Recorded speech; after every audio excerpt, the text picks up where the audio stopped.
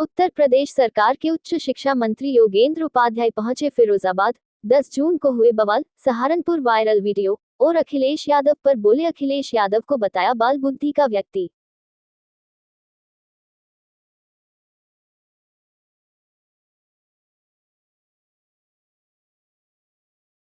को एक समाज द्वारा एक आंदोलन किया गया जिसमें पूरे उत्तर प्रदेश में कहीं ना कहीं गतिविधियां बहुत ऐसी रहीं जो प्रशासन हिला रहा। तो क्या हमारा प्रशासनिक फेलियर माना जाए?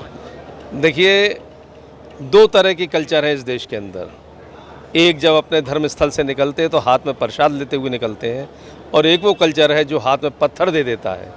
और वो मानसिकता है एक हाथ में पत्थर देना कि अराजकता और अनार्की पैदा की जाए। लेकिन ये योगी सरकार है, अगर कहीं पर गड़बड़ की तो सही ढंग से उनको निपटा भी जाएगा और उनको ये समझा दिया जाएगा कि गड़बड़ करने वालों को आइंदा हौसले पस्त हो जाएंगे कि वो गड़बड़ ना कर सकें। समाजवादी पार्टी के अखिलेश यादव ने महान दल से गठबंधन किया था तो उनको एक कार सप्रेम भेंट की थी। अब जब गठबंधन टूटा है तो उन्होंने कार वापस ले ली। पॉलिटिक्स में इस बदलते स्वरूप को कैसे देखते हैं? देखिए, ये तो ऐसा लगा, वैसे वो बाल बुद्धि के हैं ही। और अभी थोड़े दिनों पहले हाउस के अंदर उन्होंने कहा था कि मैंने एक कक्षा 6 के छात्र से पूछा कि मैं कौन हूँ, तो उन्होंने कहा राहुल गांधी। तो मैंने उस समय कहा कि वो जानता है कि दोनों की बुद्धि एक जैसी है। तो ये बाल बुद्धि का है। जैसे हम लोग बचपन में थे ना, जब दोस्ती टूट जाती थी, तू मैंने पेंसिल ले गया था पेंसिल दे, वो कहता तू मेरी रबर ले गया था रबर वापस कर। ऐसे ही मैच्योर पॉलिटिशियन का हरकत नहीं है, ये एक बाल बुद्धि है और अल्प बुद्धि का व्यक्ति ऐसा कर सकता है। आजम खान ने एक अभी आरोप लगाया है कि प्रशासनिक अधिकारी ठीक तरह से काम नहीं कर रहे।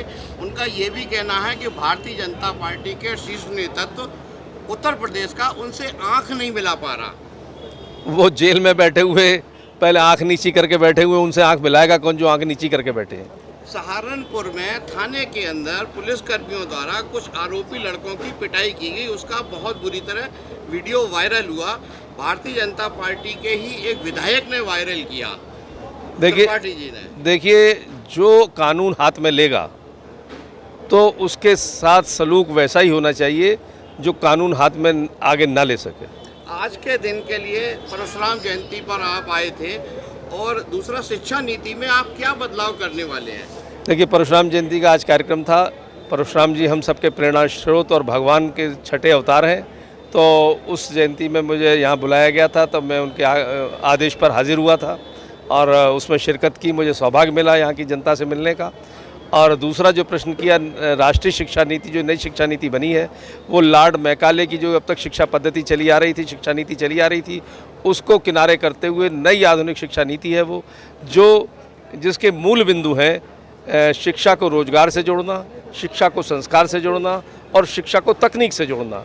यानी पुरातन और नवीन का समावेशित शिक्षा नीति जो संस्कार भी देगी, रोजगार भी देगी और तकनीक से भी जुड़ेगी। सर, मदरसों में भी कोई शिक्षा नीति में बदलाव होगा? देखिए, शिक्षा नीति सब जगह एक जैसी लागू होगी, धीरे धीरे इसका व्यापक रूप होगा। अभी शुरुआत है, कोई इस शिक्षा नीति की परिधि से बाहर नहीं जा पाएगा।